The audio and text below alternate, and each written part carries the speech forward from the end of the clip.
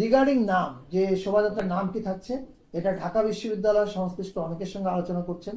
তারা আলোচনা করে ওনাদের প্রেস কনফারেন্স আছে 10 তারিখে, ওনারা আপনাদেরকে জানাবেন যে নামটা আসলে কি হবে। তার মানে কি পরিবর্তন হচ্ছে?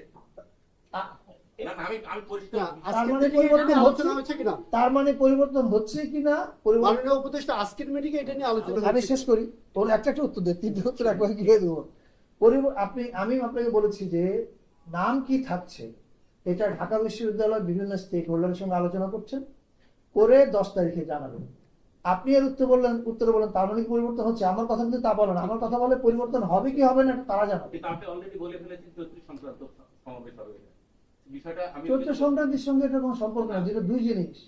চৈত্র সংক্রান্তি আগের দিন হয় আর নববর্ষের শোভাযাত্রা পর দিন হয়, দুটো এক জিনিস না।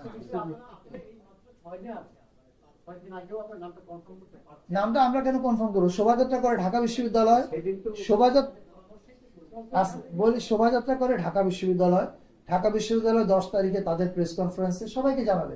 নাম পরিবর্তন যদি করে সেটাও জানাবে, নাম যদি পরিবর্তন না করে সেটাও জানাবে। আজকের মিটিংয়ে হয়েছে কিনা আলোচনা শেষ করতে